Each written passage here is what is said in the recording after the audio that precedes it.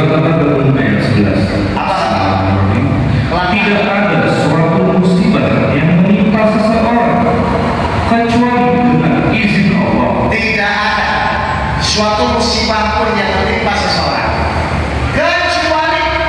kecuali apa baru?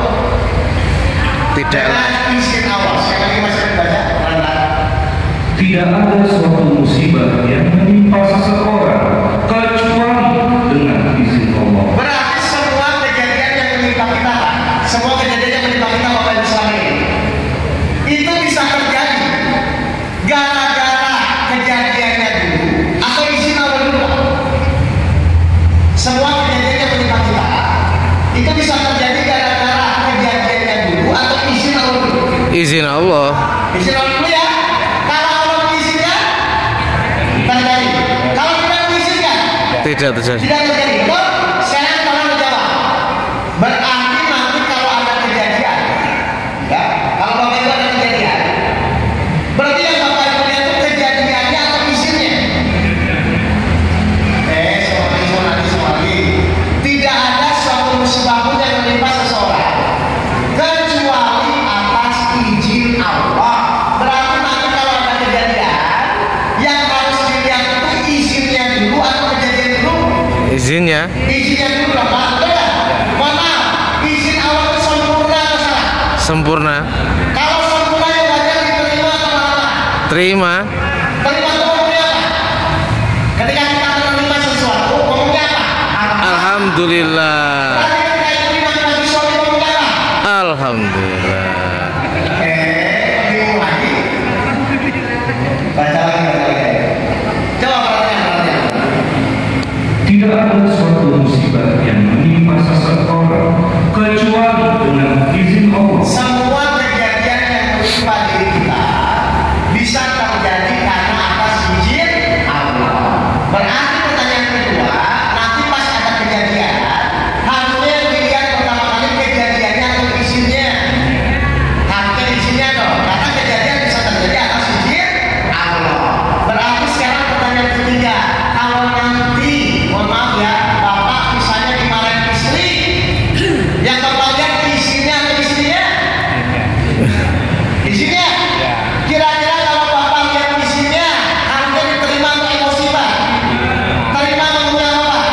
Alhamdulillah. Ketika Bapak yang istri ngomongnya apa? Alhamdulillah. Sudah begitu? Oke.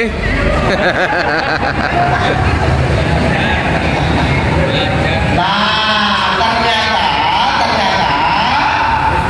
kalau kita ingin jadi sahabat, kita tidak melihat kejadian, kita tidak melihat istrinya, kita tidak melihat orang-orangnya. Yang kita lihat adalah ini atas izin Allahnya.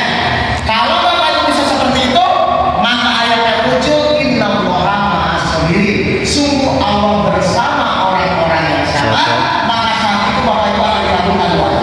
Alhamdulillah. Coba lanjut ayat tadi 64 ayat 11. Dan barang siapa beriman kepada Allah, tidak ada suatu musibah yang menimpa seseorang kecuali dengan izin Allah. Tidak ada suatu musibah pun yang menimpa seseorang kecuali dengan izin Allah. Berarti kita terima atas izin Allahnya ya, bukan karena takut istri takut suami. Dan barang siapa beriman kepada Allah, Yakin bahwa ini atas izin Allah, berarti ya, niscaya Allah akan memberi petunjuk kepada hatinya. maka Allah akan kasih apa hati Bapak Ibu? Petunjuk. Untuk apa? Untuk menjalani ikhtiarnya nanti ke depannya.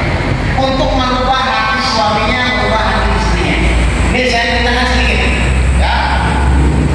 Tahun 2015 Pak, ada yang masa datang. Dia datang, dia nangis kepada saya. Ibu masih muda, umur 31 tahun. Dia bilang, Ustaz, tolong saya. Saya ini kerjanya motivator. Dia motivator Pak, biasa isi ke kampus-kampus. Dia datang, dia nangis, tapi saya pusing dengan masalah rumah tangga saya. Baik, dia ngomong ke orang, tapi dia pusing sama masalah rumah tangga.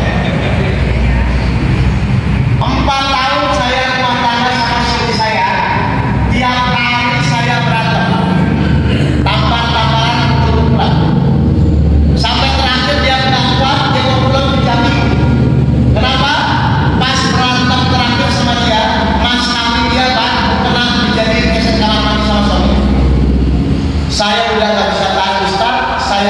Ibu saya mau pulang ke Jambi. Kira-kira kalau ibu punya teman begitu, ibu rasanya apa? Sabar. Nah, ujung-ujungnya ke sana. Terus saya bilang gini, Bu, itu masalah yang ibu ceritakan saja. Kalau ibu bersama Allah beres ya masalah. Pasti dia bilang ya. Terus saya bilang, baik. Sekarang gimana caranya supaya ibu bersama Allah, suaminya berubah? Memang bagaimana Ustaz, bagaimana caranya? Akhirnya saya buka bahwa 153 itu innallaha ma'as-sabirin. Pas dia ngomong dengan kata sabar, dia bilang apa? Saya kurang sabar kalau bisa.